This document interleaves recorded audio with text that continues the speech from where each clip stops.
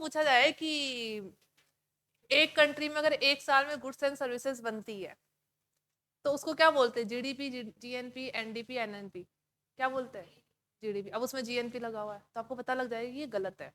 मतलब नहीं तो मैं बता रही हूँ, इसी टाइप के क्वेश्चन होंगे जिनका आंसर आपको पता है, पर आप ऐसे मत सोचना है कि नहीं मेरे को तो जीडीपी लग रहा है लेकिन इसमें जीएनपी दिखाओ तो जीएनपी होगा, ऐसा नहीं सोचना है। आपको लग रहा है ना जीडीपी है तो उसका वही आंसर होगा। ये मैंने एग्जाम्पल देके बताया, ऐसे और क्वेश्चन आपको मिलेंगे जो आपको लग रहा हो ये आंसर है लेकिन इसमें ये दे रखा है। हाँ तो आपको डाउट हो तो आप मुझसे पूछ लेना एक बार इसका आंसर क्या है, ठीक है? क्योंकि मैंने जहां तक देखा उसमें मुझे बहुत सारे आंसर गलत लगे स्कैनर के अंदर, और उनके आंसर गलत है जो क्वेश्चन खुद से बना के लिखे गए, क्योंकि ये चैप्टर ही अभी ऐड हुआ है ना तो उसकी वजह से। नहीं आप क्वेश्चन देखो ना उसमें से किस टाइप के क्वेश्चन आते हैं, आंसर आपको पता ही है उनके, बहुत इजी इजी क्वेश्चन है। हाँ भाई, नहीं तो उन्होंने खुद से भी दे रखे ना।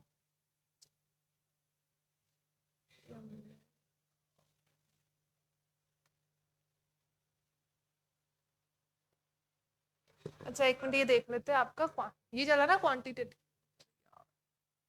नेट नहीं चल रहा फिर? मेरा उसमें भी कनेक्टेड है, मेरा नेट खत्म हो जाएगा। हाँ वही, मेरा उसमें भी कनेक्टेड है।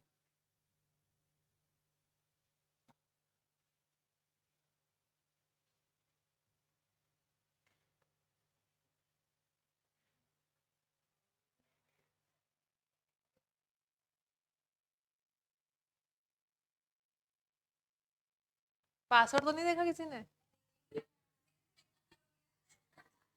कैसे हो सकता है, क्या था पासवर्ड बताओ।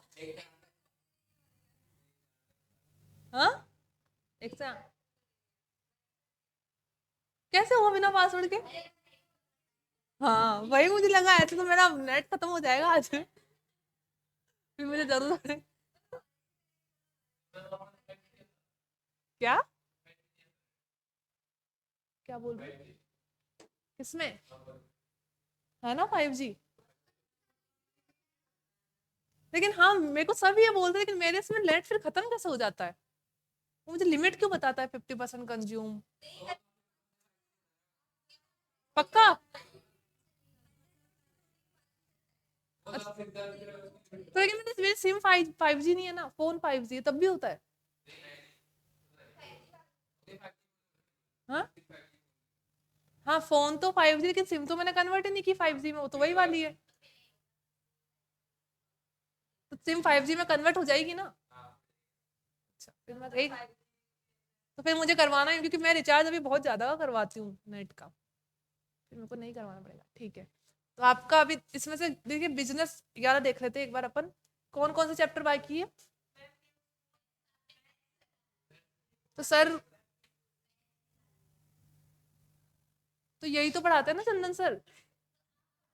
मुझे पता है, तो मैं तो चंदन सर की बात कर रही हूँ। देखो ये सारे हो गए ना आपके,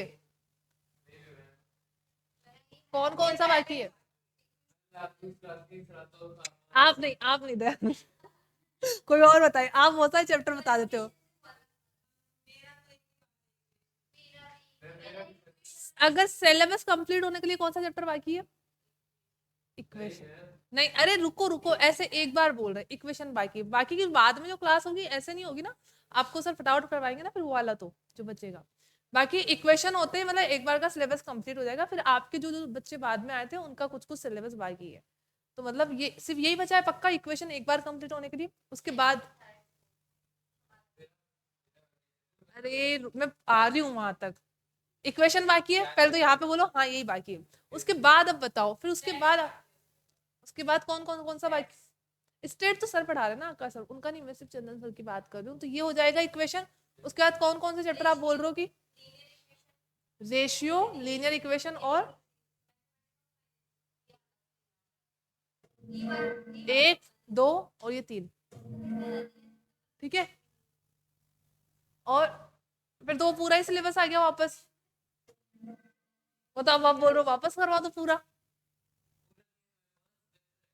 हाँ हाँ वही ना, पांच पांच का सात है ना।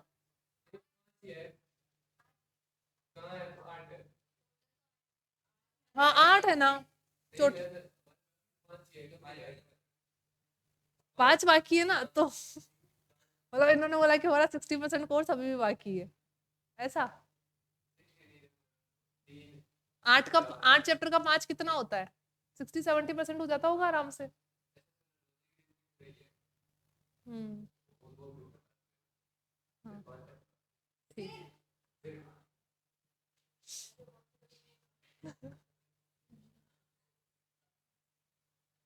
चलो,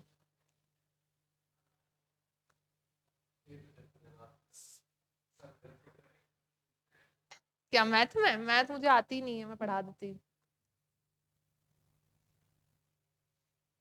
पर मैं सीखूंगी क्योंकि मुझे, मेरे अंदर तो फोबिया है मैथ का। फोबिया होता है ना, डर डर।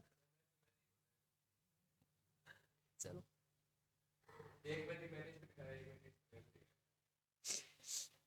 चलिए हम पढ़ रहे थे पब्लिक फाइनेंस। पब्लिक फाइनेंस का मतलब क्या होता है, गवर्नमेंट पब्लिक को फाइनेंस कैसे करती है, तो उसका मेजर तरीका क्या होता है टैक्सेशन।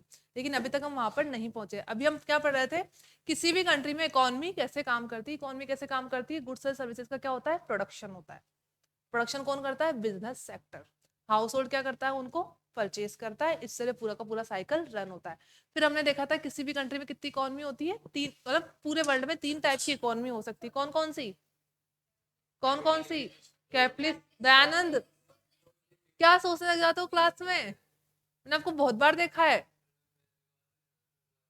हाँ वो मुझे पता है, इसलिए मैं आज आपको फर्स्ट टाइम टोक रही हूँ, अब आपको क्लास में ध्यान रखना है, ठीक है। ऐसे होता है कुछ बच्चों के साथ, कुछ मतलब बहुत रेयरली कि वो उनको कहीं और खो जाते हैं, कुछ और सोचने लग जाते हैं। आप क्लास में आ जाइए, ठीक है वापस।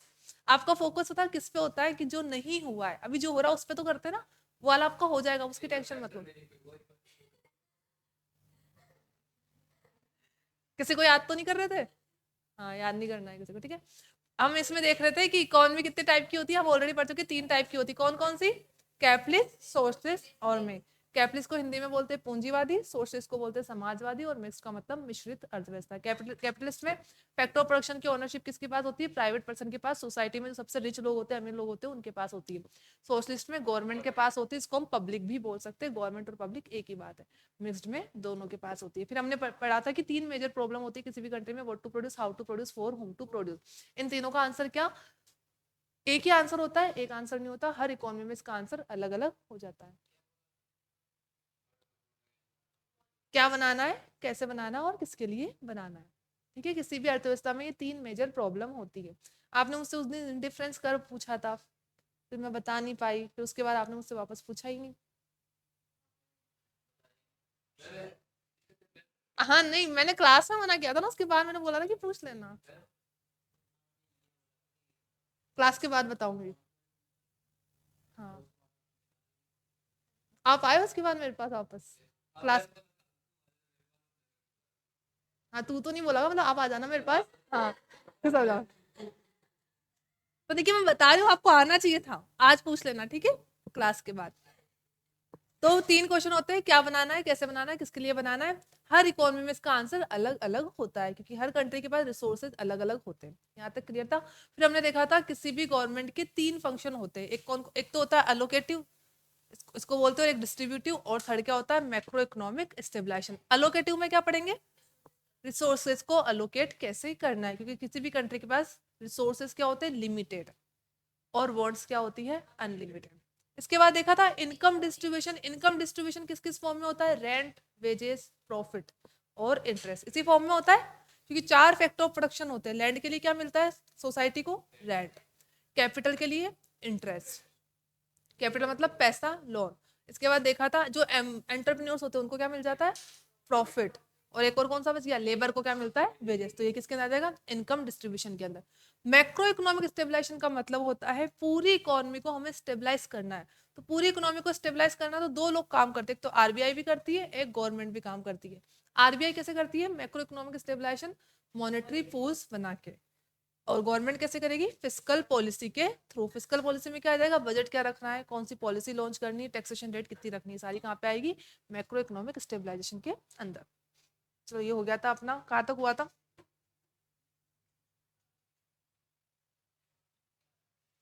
अलोकेशन फंक्शन हो गया था या पढ़ना था।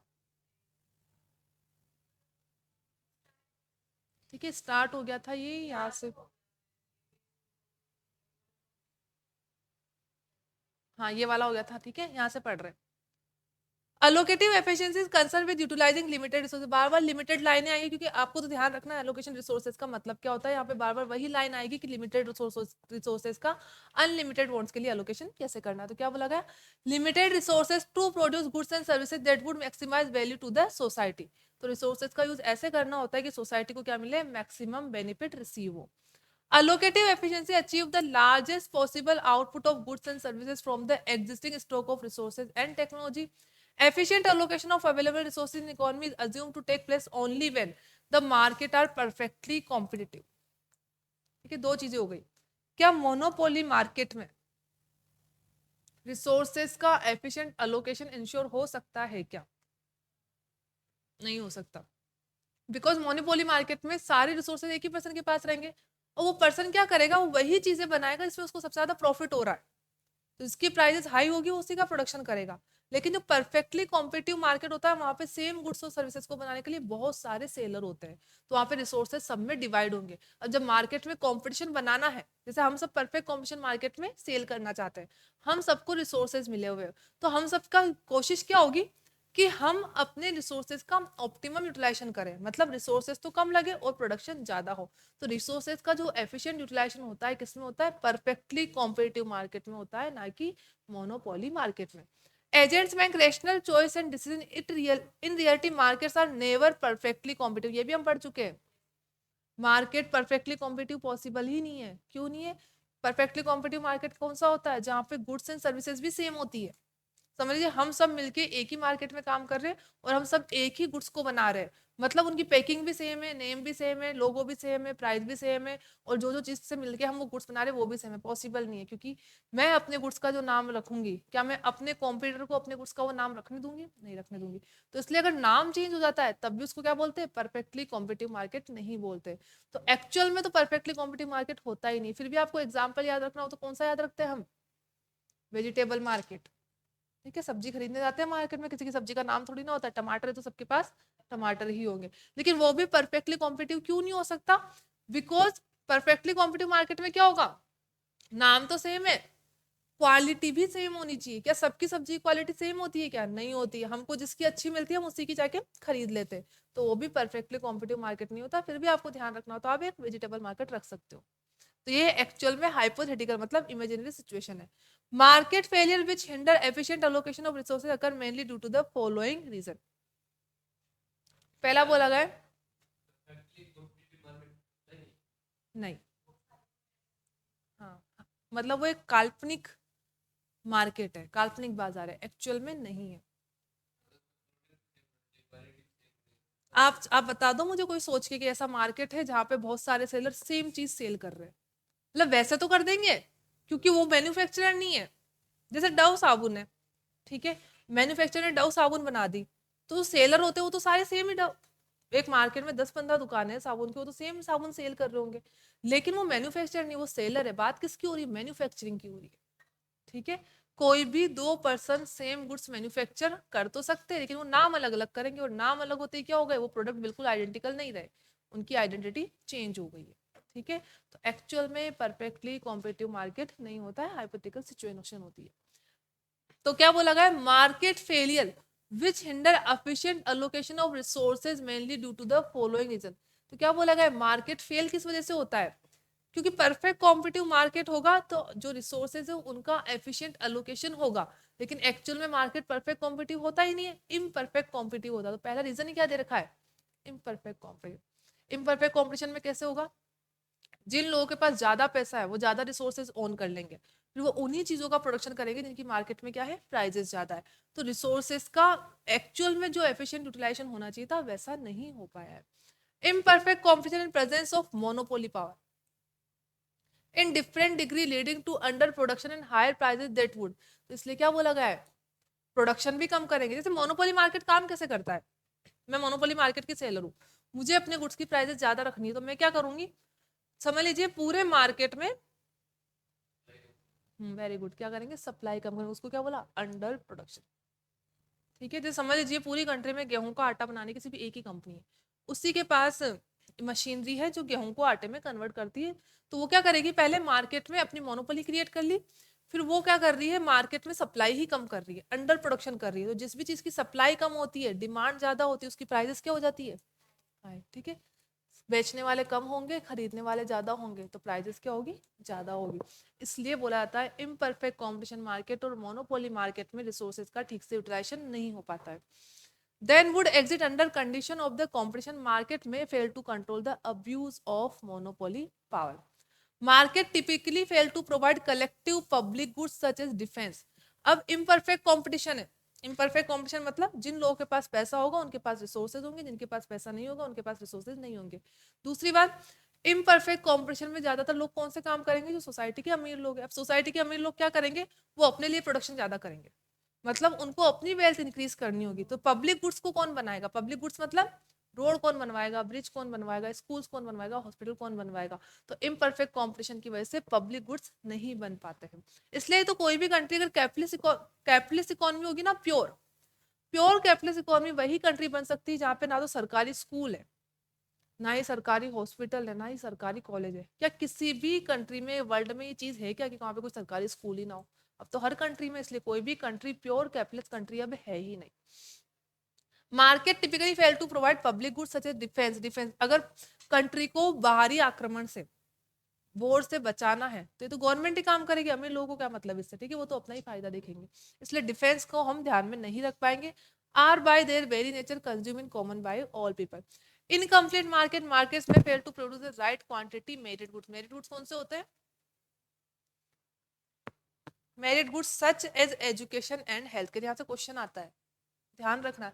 मेरिट का मतलब वो चीज जो सोसाइटी के लिए बहुत ज्यादा जरूरी है। तो दो चीजें सबसे ज्यादा बेसिक होती है, एजुकेशन और हेल्थ केयर, ये मेरिट गुड्स होते हैं। कॉमन और डीमेरिट गुड्स कौन से होते हैं, देखिए कौन कौन से गुड्स आ सकते हैं, प्राइवेट गुड्स और पब्लिक गुड्स आपको पता होना चाहिए। प्राइवेट गुड्स क्या होगा, ये चेयर क्या है, यहाँ की प्राइवेट गुड्स है।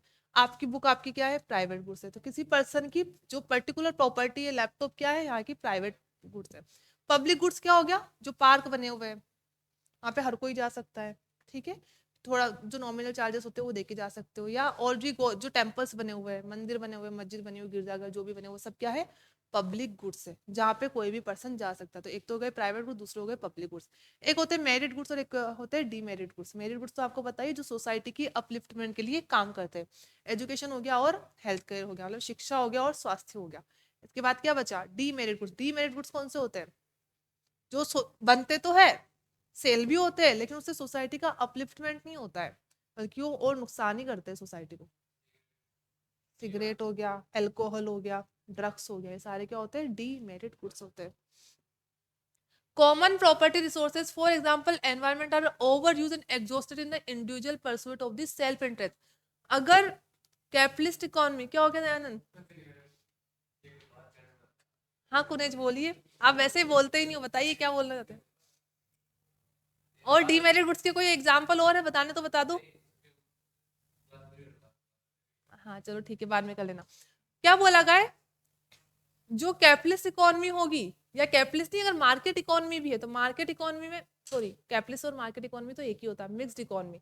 जो मिक्स्ड इकोनॉमी है वहां पे भी कैपिटलिस्ट लोग तो है ही है, ठीक है। गवर्नमेंट तो दिनों दिन गवर्नमेंट क्या कर रही है, अपना कंट्रोल कम करने की कोशिश कर रही है, मतलब मार्केट में प्राइवेट लोग ज्यादा काम कर रहे हैं। तो क्या प्राइवेट जो लोग होते हैं, जो अमीर लोग होते हैं, वो एनवायरमेंट के बारे में सोचते हैं क्या, वो तो जबकि ओवर एग्जॉस्ट करते हैं सारे नेचुरल रिसोर्सेज को। इसलिए यमुना जो पूरी गंदी हुई है, किस वजह से हुई है, इंडस्ट्री की वजह से गंदी हुई है, क्योंकि क्या किया है लोगों ने, उनको एनवायरमेंट से कोई मतलब नहीं है। अच्छा, तो किससे हुई है, ओके, कैसे, हाँ देखिए सरकार सेकंड स्टेप पे आई, वो रोक सकती, लेकिन किया किसने, गंदा किसने किया है, वो तो हम ये बोल रहे हैं ना, सरकार रोक सकती थी, नहीं। देखिए ना, हर चीज होती है, आप कॉन्स्टिट्यूशन भी पढ़ते हो तो राइट भी होती है, लाइबिलिटीज भी होती है। आपको अधिकार तभी मिलते हैं जब आप लाइबिलिटीज पूरी करते हो। तो देखिए, मैं एक बिजनेस पर्सन हूँ, समझ लीजिए मैंने कोई इंडस्ट्री लगानी है, तो ये इम्प्लाइड कंडीशन है कि उस यमुना को मुझे गंदा नहीं करना है, क्योंकि वो कंट्री की एसेट्स है। उसके उसके घर पे जो पानी आ रहा है वो भी वहां से आ रहा है, इतनी बुद्धि तो है ना उसमें, होनी चाहिए ना किसी भी पर्सन में। हाँ तो ये तो सोच, देखिए हम चीज हर गवर्नमेंट पे नहीं डाल सकते। आप क्या बोलोगे, सड़क पे है ना, हम लोगों ने कचरा डाल दिया फिर बोलेंगे ये तो गवर्नमेंट की लाइबिलिटी थी, सड़क गंदी, ऐसा थोड़ी ना होता है। हमारी लाइबिलिटी थी कि हमें सड़क पे कचरा नहीं फेंकना था, तो पहली लाइबिलिटी तो उन्हीं लोगों की है। ये बात अलग है कि गवर्नमेंट चाहे तो रोक सकती थी, लेकिन अभी तो आपको पता है अभी जो छठ पूजा हुई थी, छठ पूजा पे जब वो न्यूज आती है, देखा आपने यमुना के पानी में वो झाग बने हुए हैं पूरे के पूरे, ठीक है। पानी जब बहुत ज्यादा गंदा हो जाता है ना, जहरीला हो जाता है, तब उसमें झाग बनने लग जाता है, ठीक है। तो यहाँ पे क्या बोला गया है कि गवर्नमेंट की भी लाइबिलिटी, लेकिन फर्स्ट लाइबिलिटी हमारी ही होती है। हाँ, हमें अपनी भी गलती मान ली। Common property resources for example environment are overused exhaust in the individual pursuit of self interest. Cheating होती है, गवर्नमेंट का काम है चीटिंग रोकना, लेकिन पहली लाइबिलिटी हमारी, हम चीटिंग कर ही क्यों रहे? तो पढ़ो ना फिर, पास होने के लिए चीटिंग क्यों करनी है? इससे है ना एनवायरमेंट को बहुत बड़ा नुकसान हो रहा है, आपको नहीं पता?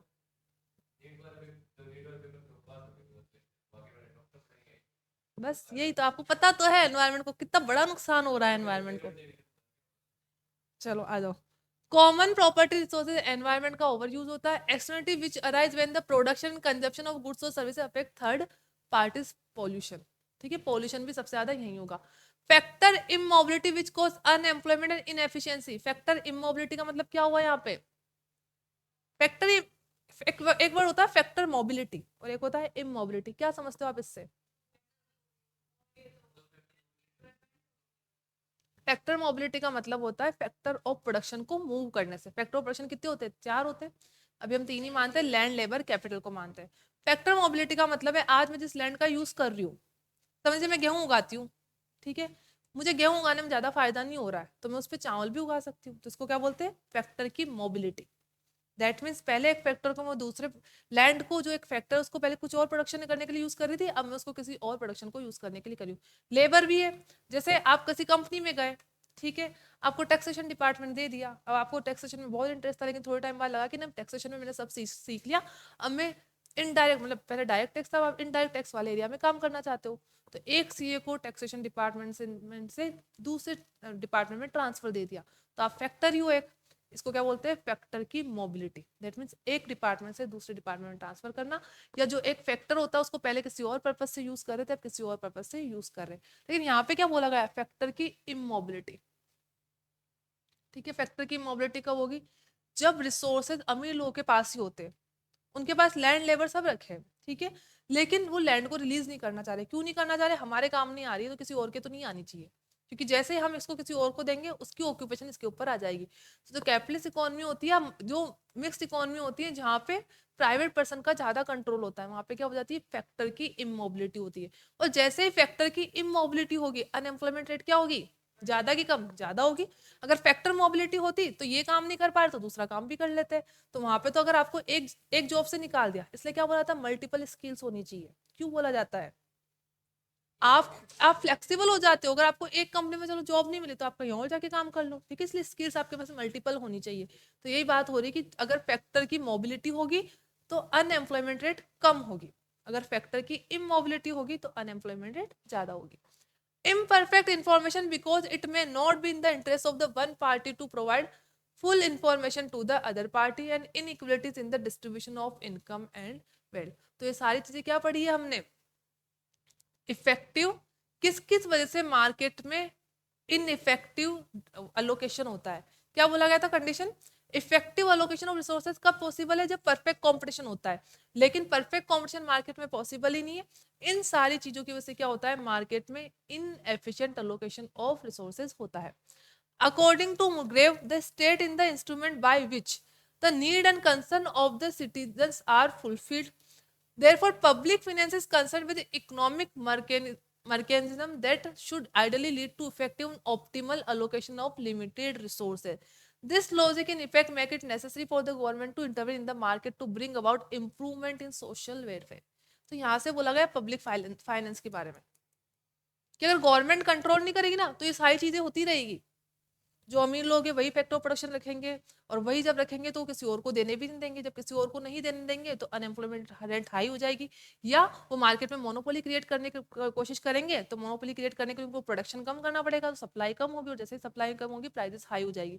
तो मुर्गदेव ने क्या बोला था, इन सारी चीज़ों को कंट्रोल करने के लिए गवर्नमेंट का रोल ज़्यादा इंपॉर्टेंट हो जाता है। अब गवर्नमेंट क्या करेगी, अलोकेशन ऑफ रिसोर्सेज को करने की कोशिश करेगी, किसके थ्रू, पब्लिक फाइनेंस के थ्रू। पब्लिक फाइनेंस करने के लिए उसे टैक्स लगाने पड़ेंगे, टैक्स आप ऐसे नहीं लगा सकते, पहले आपको मार्केट को अपने कंट्रोल में रहना पड़ेगा, और मार्केट को अपने कंट्रोल में कब ले सकते हो, जब आप फैक्टर ऑफ प्रोडक्शन की ओनरशिप अपने पास लोगे। तो मैक्सिमम लैंड किसके पास होनी चाहिए, गवर्नमेंट के पास होना चाहिए। मैक्सिमम लेबर का कंट्रोल किसके पास होना चाहिए, गवर्नमेंट के पास होना चाहिए। लेबर को गवर्नमेंट कैसे कंट्रोल करेगी, ऐसा तो है नहीं अपनी कंपनी में सारी लेबर को काम दे दे क्योंकि इंडिया में बहुत सारी गवर्नमेंट कंपनीज तो है ही नहीं, जॉब भी बहुत सारी नहीं, फिर कैसे कंट्रोल करेगी, रूल्स और रेगुलेशन बनाएगी, ठीक है, लॉज बनाएगी। लॉज बना के कंट्री में हमारी कंट्री को मैनेज करने की कोशिश करेगी।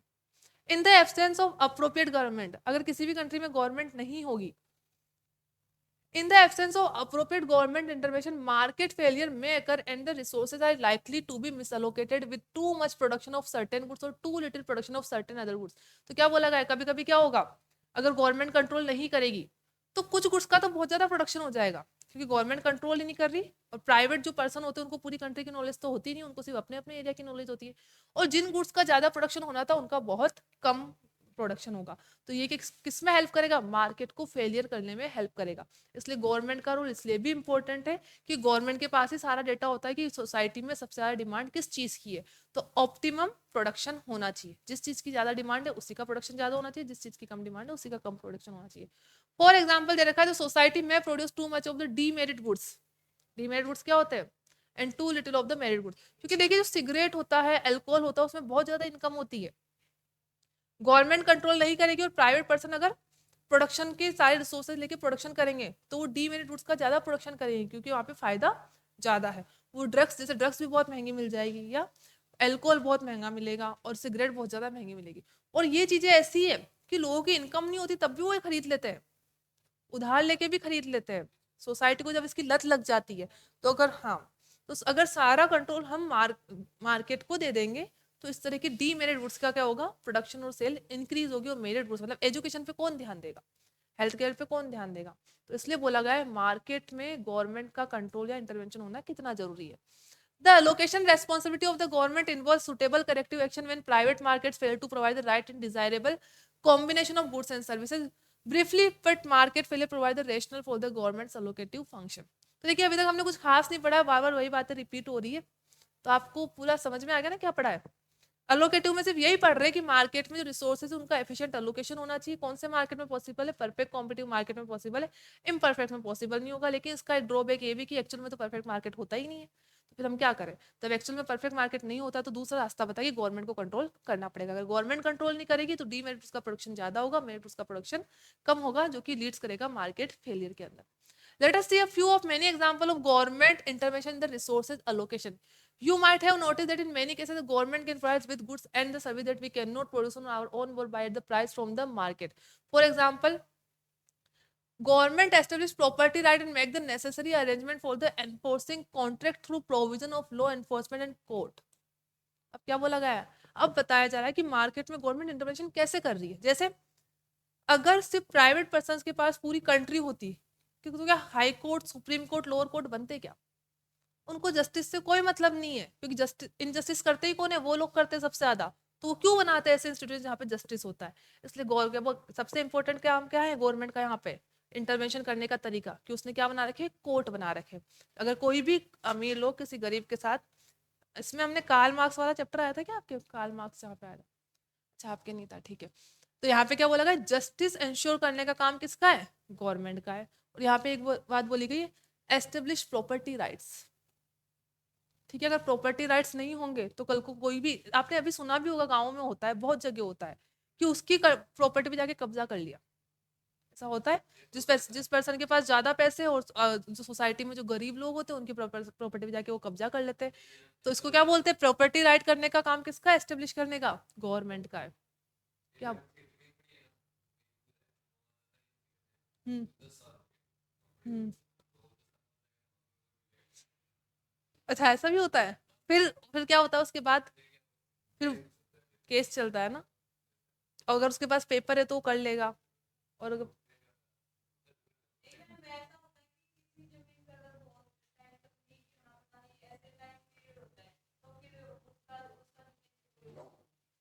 नहीं, ऐसा तो कोई लोन नहीं है।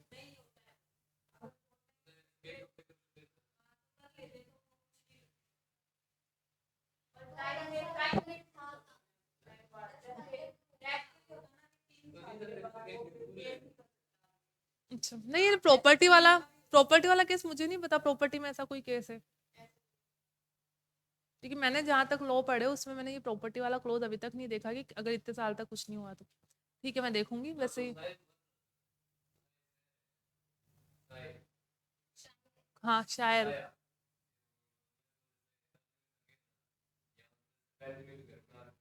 हाँ,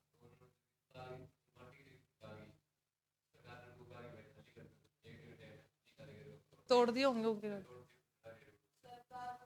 हाँ, गवर्नमेंट तो कर सकती है ना प्रॉपर्टी राइट।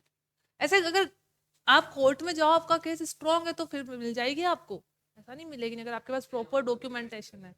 ठीक है। तो बोला गया आपको बात क्या ध्यान रखनी है, कंट्री में जस्टिस और जो इंडिविजुअल के राइट है उनको इंश्योर करने का काम किसका है, गवर्नमेंट का है। गवर्नमेंट इस तरीके से इंटरवेंशन करती है। जैसे सब वो भी देख लो, सिलेंडर देख लो, एलपीजी सिलेंडर। ठीक है, अगर सिर्फ प्राइवेट पर्सन ही सेल करते, या पेट्रोल एक्चुअल में बहुत महंगा आता है, ठीक है, हमको गवर्नमेंट इसमें सब्सिडी देती है। वैसे तो सस्ता ही आता है, क्रूड ऑयल सस्ता आता है, ठीक है। क्रूड ऑयल को पेट्रोल में कन्वर्ट करते तो कॉस्ट इंक्रीज हो जाती है और वो पेट्रोल हो जाता है और महंगा, तो फिर गवर्नमेंट क्या देती है उसको, उस पर हमको सब्सिडी देती है। तो एलपीजी सिलेंडर और पेट्रोल एक्चुअल में महंगा होता है, लेकिन गवर्नमेंट उस पर हमको सब्सिडी दे रही है, तो ये भी क्या कर रही है, गवर्नमेंट इंटरवेंशन कर रही है मार्केट के अंदर। And make the necessary arrangement for the enforcing contract through provision of law enforcement court. When externalities are involved in the production and consumption of goods and services, prices do not reflect the true cost and benefit, and government intervention with appropriate correctness measure.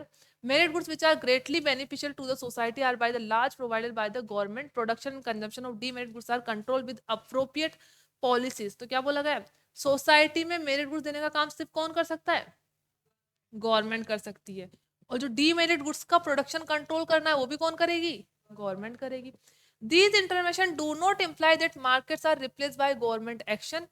It in its allocated role, the government act as a complement rather than a substitute to the market system in an economy। तो क्या बोला गया यहाँ पे last में, एक important बात बोली गई है, गवर्नमेंट इंटरवेंशन करके ये नहीं कर रही है कि पूरा का पूरा प्राइवेट सेक्टर को कंट्रोल कर रही है, वो सिर्फ कॉम्प्लीमेंट कर रही है। कॉम्प्लीमेंट कैसे, आप भी काम करो, प्राइवेट सेक्टर को बोलती है हम आपका हिस्सा नहीं ले रहे, आप भी काम करो, लेकिन जहां पे आप लोग गलत करोगे हम आपको कंट्रोल करेंगे, और सोसाइटी में सोशल वेलफेयर के लिए जो काम है वो हम लोग ही करेंगे, क्योंकि हमको पता है आप लोग सोशल वेलफेयर नहीं कर सकते। तो उसका सब्सटीट्यूट नहीं दे रही, कॉम्प्लीमेंट दे रही है। सब्सटीट्यूट का मतलब तो क्या होता है, पूरा रिप्लेस कर देना। हाँ, रिप्लेसमेंट नहीं है गवर्नमेंट मार्केट इकोनॉमी के अंदर, वो क्या है, कॉम्प्लीमेंट है। The resource allocation role of government policy focus on the potential for the government to improve economic performance through its expenditure and tax policy। इसको क्या बोलते हैं, fiscal policy. The allocative function in investing determines who and what will be tax. तो allocative function में क्या होगा, किस किस पर्सन पे टैक्स लगाना है, how much and on what the government revenue will be spend. तो टैक्स लगा दिया तो इनकम हो गई, समझ लीजिए मैं गवर्नमेंट हूँ, मैंने टैक्स लगा लिया, मेरी इनकम हो गई। पहला तो मैंने ये डिसाइड किया कि टैक्स रेट कितनी होनी थी, जब मैंने टैक्स रेट डिसाइड कर ली, पैसा आ गया, उसके बाद क्या डिसाइड करूंगी, मुझे खर्च कैसे करना है, क्योंकि मेरे पास बहुत सारे काम है, मुझे डिसाइड करना पड़ेगा कि कौन से काम के लिए कितना फंड अलोकेट करना है। The process by which the total resources of the economy are divided among various uses, the optimum mix of the various social good, both public goods and merit goods, the level of involvement of the public sector in the national economy, the reallocation of society resources from private use to the public use। तो allocation में क्या क्या आ जाएगा, मेरे पास जो resources available है private sector को कितने देने हैं, मेरे खुद के पास कितने रखने। अलोकेशन मतलब डिस्ट्रीब्यूशन कैसे करना है, मेरे पास जो टोटल टैक्स से पैसा आया है कौन कौन से सेक्टर को मुझे कितना डिस्ट्रीब्यूट करना है, या सोशल गुड्स में पब्लिक गुड्स कितने बनाने और मेरिट गुड्स कितने बनाने। तो अलोकेशन मतलब सिर्फ डिसीजन हो रहा है कि गवर्नमेंट को कैसे काम कर रहा है।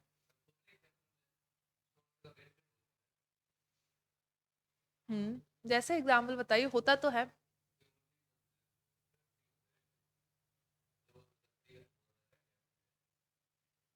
जैसे एग्जाम्पल तो बताओ तो। ऐसे एग्जाम्पल बताओ, ऐसे कौन से पब्लिक गुड का हम बहुत ज्यादा वेस्टेज कर रहे हैं? हम्म। अच्छा, क्या बोल रहे हो, मैं बताना है। अच्छा। अच्छा, ऐसा भी है। हाँ देखिए, पब्लिक, जैसे हमने ऊपर क्या पढ़ा था जी, बिल्कुल कॉन्ट्राडिक्टरी स्टेटमेंट हो गया। ठीक है, वैसे ही सही बोला आपने। ऊपर पढ़ा था ना, वेस्टफुल कंपटीशन होता है प्राइवेट सेक्टर में। प्राइवेट सेक्टर वाले क्या करते हैं, रिसोर्सेज का वेस्ट ज्यादा करते हैं। क्यों करते हैं? क्योंकि उनको रिसोर्सेज अपने पास ही रखने हैं, वो किसी और को देते हैं। आपने देखा हो कोई, मतलब बहुत से लोग एक्सेप्शन है, लेकिन कुछ लोग क्या होता है, उनके पास बहुत पैसा होता है, वो फालतू में उड़ा देंगे, लेकिन वो किसी की मदद नहीं करेंगे। ठीक है, तो वेस्टफुल कंपटीशन वाली बात कहाँ पे आती है? रिच पीपल में आती है। लेकिन पब्लिक सेक्टर भी कोई कम नहीं है। एक्चुअल में आइडल पब्लिक सेक्टर तो वही होगा ना, क्योंकि हम, हाँ वही ना, गवर्नमेंट का तो मोटिव सोशल वेलफेयर करना था, तो पब्लिक सेक्टर का मतलब गवर्नमेंट से ही मान रहे।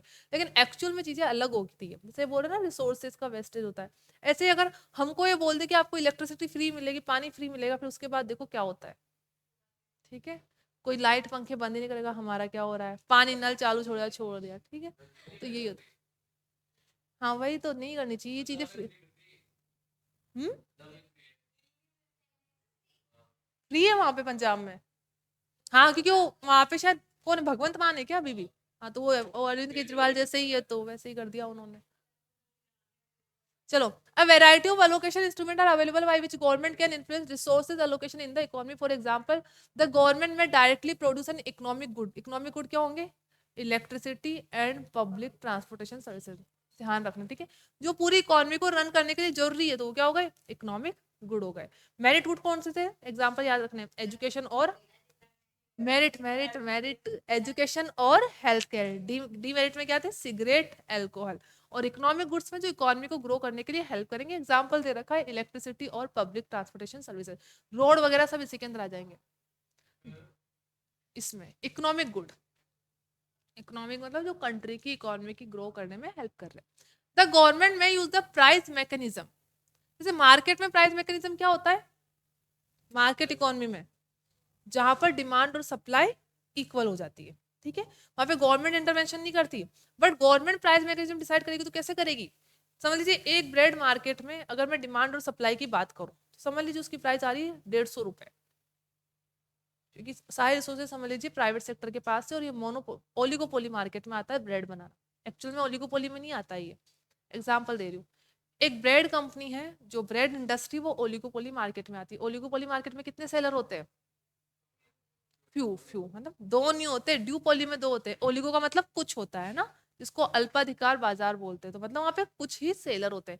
अगर ओलिगोपोली मार्केट के ऊपर पूरी ब्रेड की जिम्मेदारी है, तो डिमांड और सप्लाई के बेसिस पे अपनी प्राइस डिसाइड करेगी। तो समझ लीजिए एक ब्रेड का पैकेट ही मिल रहा है 100 रुपए में। ठीक है, अब ब्रेड होती है बहुत से लोगों की बेसिक नीड्स, जिनकी लोअर इनकम होती है, जो लोअर इनकम ग्रुप होता है उनकी बेसिक नीड्स होती है। क्या वो 100 रुपए का ब्रेड अफोर्ड कर पाएंगे? नहीं कर पाएंगे। तो अब प्राइस मैकेनिज्म कौन डिसाइड करेगा? गवर्नमेंट। तो गवर्नमेंट क्या बोलेगी? कुछ ही इंडस्ट्री को हमने लाइसेंस दे रखा है क्या ब्रेड बनाने का, और इंडस्ट्रीज को दो। तो वो और इंडस्ट्रीज को ब्रेड बनाने का लाइसेंस देंगे, तो मार्केट में क्या आएंगे? और सेलर आएंगे। जब और सेलर आएंगे तो सप्लाई ज्यादा होगी, और सप्लाई और डिमांड का जब पॉइंट आएगा इक्विलिब्रियम प्राइस का, वो क्या आ जाएगा? कम पे आएगा, तो प्राइस अपने आप कम हो जाएगी। और दूसरा क्या कर सकती है? Altering the market price determined by the demand and supply through taxes and subsidies. जैसे किसी गुड्स की प्राइस अगर गवर्नमेंट को इंक्रीज करवानी है, ये समझ लीजिए मार्केट में कार्स का प्रोडक्शन बहुत ज्यादा हो रहा है मैन्युफैक्चरिंग इंडस्ट्री में, ठीक है, और जो हमारे यहाँ के नेचुरल रिसोर्सेज है, आयरन हो गया, जिंक हो गया, और कार में जो जो बनाने में चीजें लगती है, वो हमारे पास कम है। गवर्नमेंट को लगता है कि अब जो आयरन और जिंक है, उसका हमें अल्टरनेटिव यूज निकालना है, और सोसाइटी के दूसरे तबके के लिए भी हमें प्रोडक्शन करना है। तो उसके प्रोडक्शन को कम करना प्रमोट करेगी। कैसे करेगी? टैक्स बढ़ा देगी, उसको महंगी कर देगी। या किसी चीज को लोगों को खरीदने के लिए प्रमोट करना है, तो टैक्स क्या कर देगी? कम कर, टैक्स कम कर देगी, टैक्स पे ही रहते हैं। ठीक है, अगर गवर्नमेंट को किसी चीज को लोगों को खरीदने के लिए मोटिवेट करना है, तो जीएसटी रेट कम कर देगी। जीएसटी रेट कम करेगी तो कॉस्ट कम, मार्केट प्राइस कम हो जाएगी, हम लोग उसको ज्यादा खरीदेंगे। किसी चीज को खरीदने के लिए डीमोटिवेट करना है, तो टैक्स रेट इंक्रीज कर देगी, और टैक्स रेट इंक्रीज कर दिया हमारे लिए महंगी हो जाएगी। सब्सिडी से भी कर सकती है। गवर्नमेंट चाहती है कुछ चीजें ऐसी जो सोसाइटी के लिए बेसिक नीड्स है, और उसको अफोर्ड नहीं कर पा रहे, तो उस पर सब्सिडी इंक्रीज कर देगी। और इसका वाइस वर्सा भी कर सकती है, सब्सिडी डिक्रीज भी कर सकती है।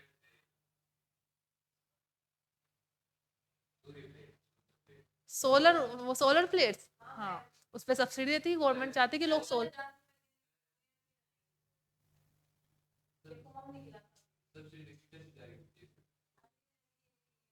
हाँ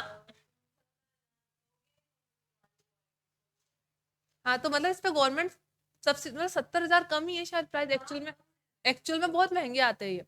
70,000 दिए मतलब उस पे हमको सब्सिडी ऑलरेडी मिल चुकी है। तो सोलर पैनल का यूज को इंक्रीज करवाने के लिए गवर्नमेंट उस पर सब्सिडी दे रही है। सब्सिडी मतलब सहाय की। To influence private allocation by policies that change the behavior of consumer and producer. In other words, the government may direct resource allocation through incentive and disincentive.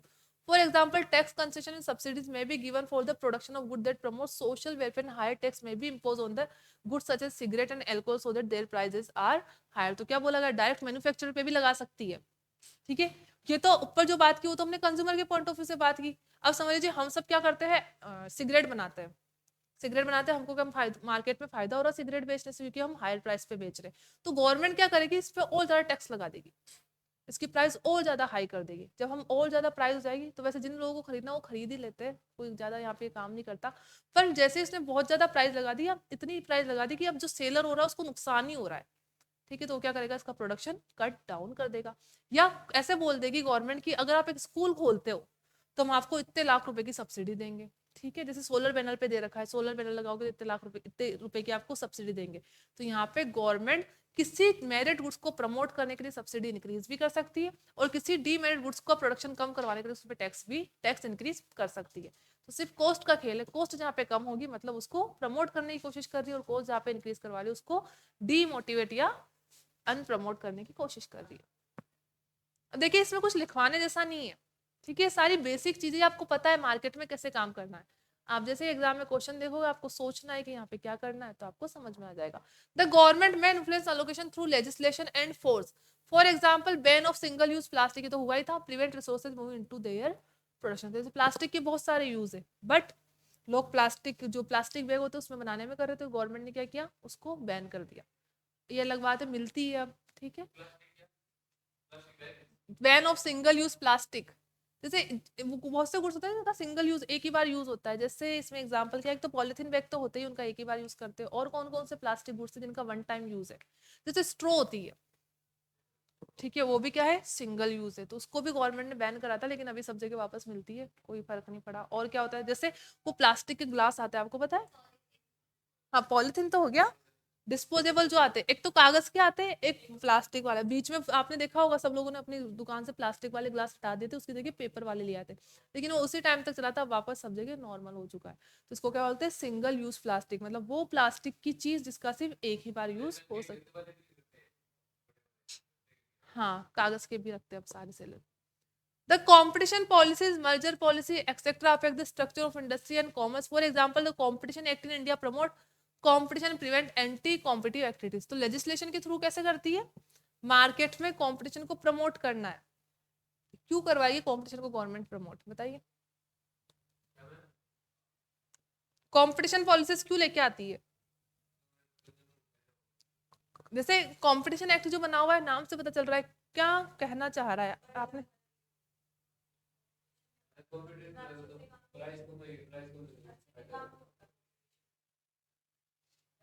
हाँ, मतलब किसी की मोनोपोली क्रिएट नहीं होने दे रही है। कंपटीशन एक्ट का मतलब मार्केट में कंपटीशन बना रहना चाहिए। ऐसा नहीं है पूरे मार्केट में एक ही पर्सन ने मार्केट को एक्वायर कर रखा है और वही उस चीज को सेल कर रहा है। पहले वो प्राइस ज्यादा भी ले रहा है और उसने अपनी क्वांटिटी गुड की क्वालिटी को भी लोअर कर दिया है, तो एक ही पर्सन है, हमको उसी से जाके खरीदना पड़ेगा। तो कंपटीशन एक्ट क्या बोलता है, कोई भी पर्सन मार्केट में मोनोपोली क्रिएट नहीं कर सकता। मतलब मार्केट में एक ही गुड्स और सर्विसेज को देने के लिए मल्टीपल सेलर होने चाहिए। इसका मतलब हुआ कंज्यूमर के पास हमेशा ऑप्शंस अवेलेबल होने चाहिए। अगर एक पर्सन का गुड्स और सर्विसेज उसे सही नहीं लग रहा है तो मार्केट में और भी पर्सन होने चाहिए जिससे आके वो गुड्स और सर्विसेज परचेज कर सके। Government regulatory activities such as licensing control, minimum wages. जैसे लाइसेंसिंग कंट्रोल मतलब गवर्नमेंट चाहती है कि एक कुछ इंडस्ट्री जैसे जिसमें बहुत ज्यादा प्रोडक्शन ना हो, तो वहां पे प्रोडक्शन करने के लिए लाइसेंस लेना पड़ सकता है।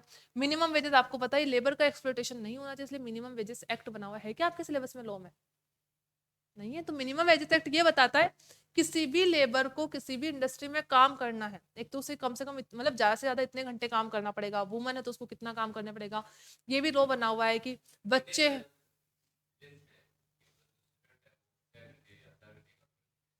नहीं, अपने यहाँ भी है, मैं अपने यहाँ की बात कर रही हूँ। मिनिमम वेजेस एक्ट आपके आएगा इंटर में। मिनिमम वेजेस एक्ट ये बताता है कोई भी पर्सन किस इंडस्ट्री में कितने घंटे काम कर रहा है, और उतने घंटे काम कर रहा है तो उसे पर घंटे का कम से कम इतना वेजेस तो मिलना ही मिलना चाहिए, इससे कम नहीं मिलना चाहिए। अलग बात है इसको फॉलो नहीं कर पाता जो, क्योंकि दो टाइप के इंस्टीट्यूशन होते हैं, ऑर्गेनाइज और अनऑर्गेनाइज। ऑर्गेनाइज मतलब जो रजिस्टर्ड है, और अनऑर्गेनाइज मतलब जो रजिस्टर्ड नहीं है। तो ऑर्गेनाइज जो इंस्टीट्यूशन होते हैं वो तो फॉलो करते हैं, लेकिन जो अनऑर्गेनाइज स्ट्रक्चर होते हैं, जैसे बहुत सी कंपनी होती है जो रजिस्टर्ड नहीं होती, या कोई एक ही पर्सन है उसकी कंपनी, उसके अंदर 15-20 लोग काम कर रहे हैं, तो वहाँ पे मिनिमम वेजेस एक्ट फॉलो नहीं होता है, लेकिन गवर्नमेंट ने बना रखा है। And directive of location of industry influence resource allocation, government says legal and administrative frameworks and government may adopt any combination of possible revenue. तो यहाँ पे सब जगह बताया क्या गया, पढ़ क्या रहे हम, कि गवर्नमेंट मार्केट को कैसे कंट्रोल करती है।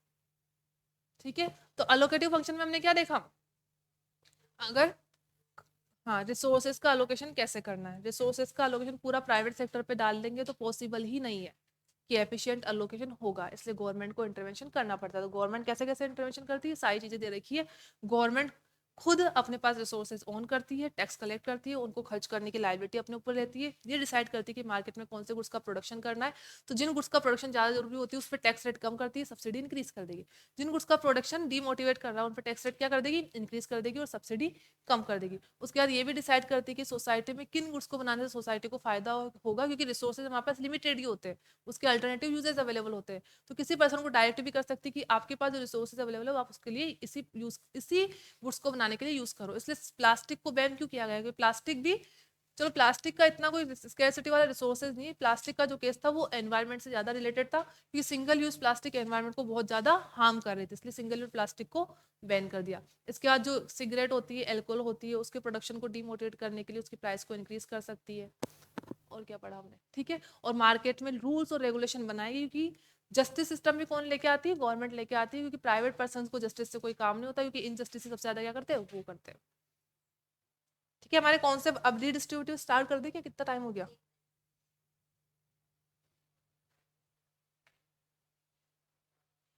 तो रीडिस्ट्रीब्यूटिव छोटा सा ही है, अभी हो जाएगा।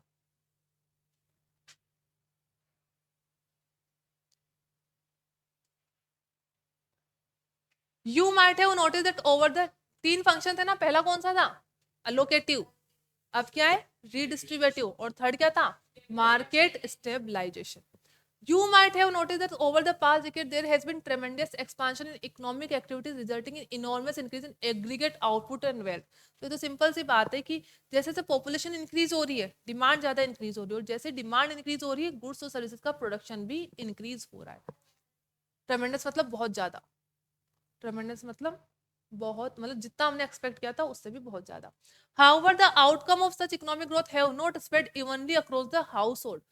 तो क्या बोला गया है, प्रोडक्शन तो बहुत ज्यादा हुआ है लेकिन हमारी कंट्री में इसका इवनली डिस्ट्रीब्यूशन नहीं हुआ है। इसलिए क्या होता है कि जीएसटी क्यों लाया गया था, जीएसटी से पहले क्या था, कोई चीज जो आसाम में हो सकता है 100 रुपए में मिल रही हो सकता है राजस्थान में 150 रुपए में मिल रही हो, क्योंकि टैक्स रेट सब जगह अलग अलग होती है और डिमांड और सप्लाई का भी इम्पेक्ट पड़ता है।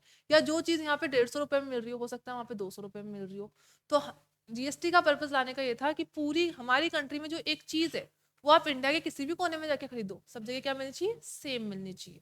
यहाँ पे तो ये बताया गया है कि इवनली डिस्ट्रीब्यूशन नहीं होगा, तो जिस एरिया में डिमांड ज्यादा है और सप्लाई कम है वहां तो क्या रहेगी, उस चीज की प्राइस ज्यादा रहेगी, और जहाँ पे डिमांड कम है और सप्लाई ज्यादा है उसमें क्या होगी, प्राइस कम रहेगी। तो हमें इस प्राइस को क्या रखना है, कांस्टेंट रखना है। तो कांस्टेंट रखने के लिए क्या करना पड़ेगा, पूरी कंट्री में जो गुड्स और सर्विसेज है उसका इवनली मतलब इक्वल डिस्ट्रीब्यूशन हो। However, the outcomes of such economic growth have not spread evenly across the household. Socialist ideology, socialist ideology क्या होती है, समाजवादी विचारधारा क्या होती है, अरे मतलब समाजवादी विचारधारा क्या बोलती है, सारे फैक्टर ऑफ प्रोडक्शन किसके पास रहेंगे, गवर्नमेंट के पास रहेंगे, मतलब प्रॉफिट मोटिव नहीं होगा, एक ही मोटिव होता है, सोशल वेलफेयर करना। सच इकोनॉमिक सोशलिस्ट आइडियोलॉजी विच एम्फसाइज इक्विलिटी क्रिएटेड स्ट्रॉन्ग। अच्छा हमने जब फर्स्ट चैप्टर पढ़ा था, बस हाँ बेसिक ऑफ इकोनॉमिक्स में पढ़ा था कि कौन सी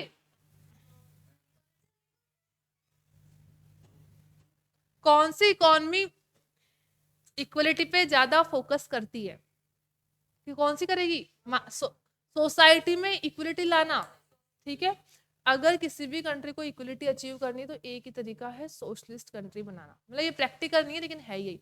और सबसे ज्यादा जो अनइक्वल डिस्ट्रीब्यूशन होता है इनकम का, कौन सी में होता है?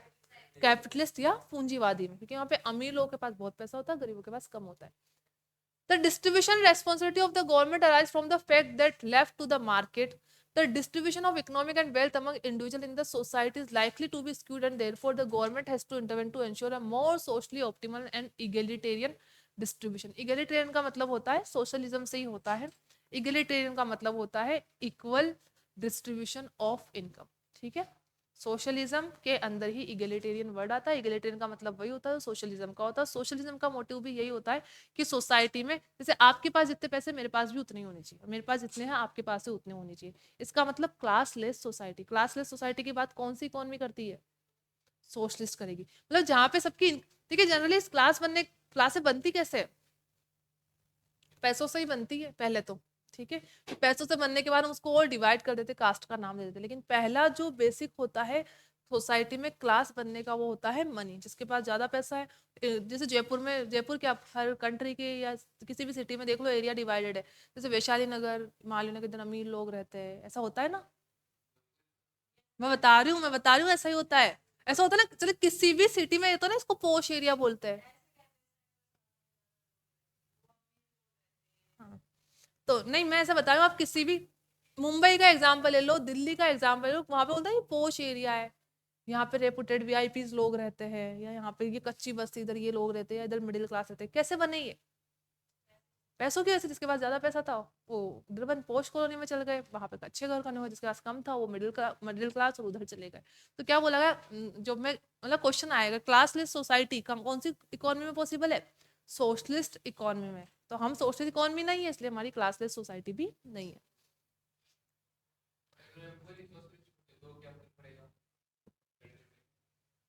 पूरी सोशलिस्ट हो जाए तो देखिए, एक तो ये पॉसिबल अब नहीं है। पहले जैसे जैसे चाइना है, चाइना में आपने देखा होगा कि वहाँ सोशलिज्म ज्यादा है, कम्युनिज्म ज्यादा है। पर उसके ना फायदों के साथ नुकसान भी बहुत है। नुकसान ये है जैसे कि समझ लीजिए अपन सब एक कंपनी में काम करते हैं, ठीक है। सोशलिस्ट कंट्री में क्या होगा, हम नहीं, हमारा रेमुनेशन फिक्स है। अब मैं क्या सोचूंगी, जैसे मैं बहुत एफिशिएंसी से काम कर रही हूँ, लेकिन मेरा जो साथ में काम करता है एक और एम्प्लॉय, वो उतनी एफिशिएंसी से काम नहीं करता। समझिए हमारे एक दिन में प्रोडक्शन का है, तो समझिए मैं कोई 30 या 50 यूनिट एक दिन में बनाती हूँ और पैक वगैरह करके उसको सेल करती हूँ। वो पर्सन 30 या 40 यूनिट बनाता है। लेकिन सोशल इकोनॉमी में क्या होगा, दोनों को इक्वल पेमेंट मिलेगा। सोशल इकोनॉमी में बोनस नहीं मिलता है, वहां पर सबको इक्वल पेमेंट ही मिलेगा। चाइना में क्या है, चाइना में ऐसा ही है, वहां पे सोशलिज्म ज्यादा है। सोशलिज्म को कम्युनिज्म भी बोलते हैं। मतलब वहां पे गवर्नमेंट का कंट्रोल बहुत ज्यादा है, तो वहां पे प्रोडक्शन ज्यादा हो जाता है, लेकिन उसके पीछे भी बहुत लंबी स्टोरी की, आपको कितने भी घंटे काम करो तब भी आपको नहीं मिलेगा। लेकिन कैपिटलिस्ट इकोनॉमी में क्या होता है, जैसे हमारे यहाँ पे भी होता है, अगर आप ओवर टाइम करते हो तो आपको अलग से पेमेंट मिलता है, ठीक है। अगर आपको ग्रो करना है, क्योंकि वहां पे तो सोशल वेलफेयर पर्पस है, तो गवर्नमेंट आपसे कितना भी काम करवाएगी, लेकिन सोसाइटी ही उसके माइंड में रहेगा, तो आपका पेमेंट इंक्रीज नहीं होगा। लेकिन कैपिटलिस्ट इकोनॉमी में क्या होता है, जितना ज्यादा प्रोडक्शन करोगे और जितना ज्यादा कंपनी के लिए काम करोगे ना, कंपनी आपको रिटर्न भी वापस उतना ही देगी। और भी बहुत सारी चीजें, जैसे आपके साथ गलत हो रहा है तो सोशल इकोनॉमी में आप नहीं बोल सकते, यहाँ पे तो आप बोल सकते हो आराम से। कुछ नहीं, हाँ, ठीक है। ऑटोक्रेटिक कंट्री बन जाती है धीरे धीरे। सोशलिज्म और कम्युनिज्म कब ऑटोक्रेसी में चल जाता है, या कब हमारे राइट्स का वॉयलेशन हो जाता है, हमें पता नहीं चलता। इसलिए आपको पता है, जैसे आप क्लास में, जैसे आप मुझे भी बोलते हो, या मतलब काउंटर क्वेश्चन की बात हो रही है, आप कर लेते हो ना, कि अगर मैं आपको कुछ कंसेप्ट बताऊं, आपको पता हो, तो आप बोल सकते हो कि नहीं मैम ये ऐसे नहीं, ये ऐसे भी हो सकता है, ये ऐसे भी हो सकता है। जो सोशलिस्ट और कम्युनिस्ट कंट्री होगी, आप वहां पे ये नहीं बोल पाओगे। सामने वाले ने कुछ बात गलत भी बोली तो आपको बोलना है कि हाँ सही है। वो बोला ना हाथी उड़ सकता है, तो आपको मान लेना है कि हाँ हाथी उड़ सकता है। प्रोटेस्ट भी नहीं होंगे। चाइना, आपने सुना चाइना में प्रोटेस्ट हो रहा है आज तक? वहां पे होते भी ना तो वहां पे दबा दिया जाता है बाद में। चाइना में जैसे ट्विटर, एक्स अलाउ नहीं है, ट्विटर अलाउ नहीं है, ट्विटर यूज नहीं कर सकते। यहाँ पे तो आप कुछ भी लिखो, मोदी जी को कुछ भी बोलो, या किसी भी सीएम पीएम कुछ भी बोलो, आराम से बोल सकते हो, ठीक है। हाँ, तो ये फायदे हैं, ठीक है। चाइना में ना तो आपने प्रोटेस्ट सुना होगा, ना ही ये कुछ भी। अगर वहाँ ऐसा तो है नहीं, वहाँ पे कुछ रोड्स वगैरह दंगे होते नहीं, वहाँ पे भी होते हैं, लेकिन आपने उसकी किसी न्यूज की नहीं सुनी होगी। तो मतलब वहाँ पे मीडिया भी नहीं है। मीडिया जो पिलर होता है वो डेमोक्रेसी का, तो वहाँ डेमोक्रेसी नहीं, तो पिलर की बात कहाँ से होगी? डेमोक्रेसी कहाँ पे होगी? प्योर सोशलिस्ट कंट्री में डेमोक्रेसी नहीं हो सकती। ठीक है, फिर वो बहुत अलग है कि आपके एथिकल वैल्यूज बहुत ज्यादा हाई होनी चाहिए। जैसे जैसे जवाहरलाल नेहरू जी जो थे, ठीक है, मतलब मैं उनको बहुत अच्छा मानती हूँ, बाकी सबकी अपनी पर्सनल, नहीं नहीं वो बात सुनिए, जवाहरलाल नेहरू क्या चाहते थे, हमारी कंट्री सोशलिस्ट कंट्री हो, लेकिन उन्होंने कभी ऐसा नहीं किया कि मीडिया को कंट्रोल करने की कोशिश की हो या बोलने की वो क्यों। तो मैंने थोड़े दिन पहले एक बात पढ़ी थी कि एक जब जवाहरलाल नेहरू अपनी स्पीच देके वापस जा रहे थे, तो एक औरत थी जिनकी एज हो चुकी थी 50-60 साल, तो उन्होंने उसकी उनकी कॉलर पकड़ ली। तो उन्होंने ऐसे बोला कि देश को आजादी मिलने पे तो आपको तो बहुत कुछ मिला, लेकिन मुझे क्या मिला? ठीक है, उनको तो मिला ही था। हाँ, तो हाँ, तो आपने पढ़ा भी होगा, तो जवाहरलाल नेहरू जी ने बोला कि आपको अपने पीएम की कॉलर पकड़ने का अधिकार मिला है, जो कंट्रीज में होता ही नहीं है। समझ रहे हो आप इस बात को? डेमोक्रेसी क्या होती है? हम्म। सबसे बड़ी वैल्यू क्या है? फ्रीडम। आपको ये बात पता हो जी, पैसों से भी बड़ी होती है। अगर आपको कोई बहुत ज्यादा पैसे दे दे लेकिन वो आपको कंट्रोल करके रखे, तो आप क्या बोलेंगे? पैसे पकड़, अपने मैं जा रहा हूँ। ठीक है, ऐसे ही होता है। The distributive function is related the basic question. ठीक है, अभी आपकी क्लास है शायद दूसरी, तो बाकी का अपन कल पढ़ेंगे। कल अपना ये चैप्टर कंप्लीट हो जाएगा। ठीक है, तो कल इसके अपन क्वेश्चन आंसर, अच्छा ये तो बड़ा है अभी तो, इसके क्वेश्चन आंसर देख के आना आप लोग, अब हो जाएंगे आपसे। ठीक है, तो कल पढ़ते हैं बाकी।